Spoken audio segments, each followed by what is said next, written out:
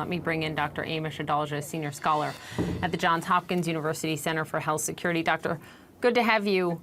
So we have these studies from the UK, from South Africa that are encouraging in that they show that Omicron may pose a lower risk for hospitalizations and severe illnesses compared to Delta. Does that necessarily mean, though, that it will be the same here in the United States? Because with South Africa, for example, you're dealing with more people who were infected with a different variant of COVID, so maybe they had more immunity. That's definitely the case, that you can't always extrapolate something happening in one country where the average age is younger, where they've got different immunological protection. Because remember, they got hit with a variant called the beta variant, which is more related to Omicron than other variants that the US had, like the Alpha variant, for example, or Delta. So that may play a role. I do think that the data coming from the United Kingdom and Denmark is more reassuring. That's a little bit closer to the US in terms of demographic makeup. But it doesn't so much matter if this is so much more transmissible and you've got swaths of unvaccinated high-risk people. There's about 60 million eligible Americans that are not vaccinated. Some of them have high-risk conditions. And we know that Omicron has killed. It's already killed in the United States. It's killed in the UK and Israel. So I don't know that we can completely rely on that. Maybe on a pound-for-pound basis, maybe less virulent, but it's not enough to hang your hat on. Let's take a listen to what President Biden told ABC News in that interview last night, making the case that no one saw this coming. Here he was.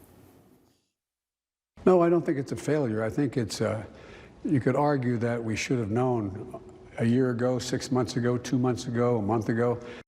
Empty shelves and no test kits in some places, 3 days before Christmas when it's so important. Is that good enough? No, nothing's been good enough. The vice president said in recent days that you didn't see Delta coming, you didn't see Omicron coming. How did you get it wrong? How did we get it wrong? Nobody saw it coming. Nobody in the whole world. Who saw it coming?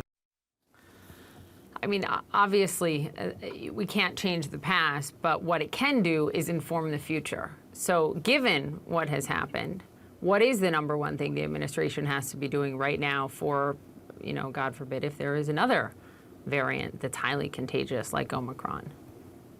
The administration needs to be proactive. They've been really reactive. They were reactive in the Trump administration. They're still reactive in the Biden administration. And testing has to be a cornerstone of how we move forward.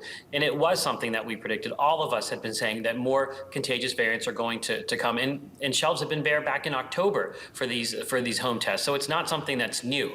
This is a chronic problem that's plagued us from the very beginning of the pandemic. I always say that testing is the original sin of this pandemic, and it continues to be made.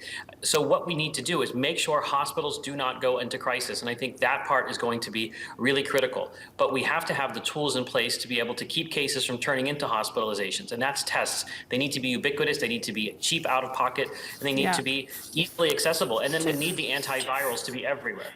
To your point on testing, I thought this was so interesting what New York Times correspondent Cheryl Gay Stolberg said this week on The Daily. She said, look, you've got the situation in many European nations where those governments bought tests directly a long time ago from the companies that make the tests, and therefore they had more of them, they created a ready market, and you were talking about tests costing $1 to $2 for people, whereas in the United States, about 2 tests cost roughly $25, and many people here in New York City and other places cannot find them.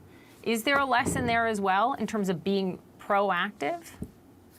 Definitely. We had been clamoring for tests back in the Trump administration that this needed to be something the government invested in. Vaccines were great, and they have done tremendously well at preventing serious illness, hospitalization, and death. But tests also play a major role. And because of the way this was handled, the way tests were kind of undervalued and went through kind of an onerous FDA regulatory pathway, even after there was major delays early on when we were using a botched CDC test, we've never been able to catch up. And I do think this is something where the government needed to have thought about these contracts proactively, put them in place, because having a $25 out-of-pocket expense for 2 tests is out of the reach of many people. And then filling out your insurance forms after the fact, that's not a solution. We need this to be something you get in a vending machine or in your mailbox. Yeah. And it will, hopefully, because of the 500 million tests they're buying, get to your mailbox, but it can't come soon enough. Dr. Adalja, thanks very much. Thanks.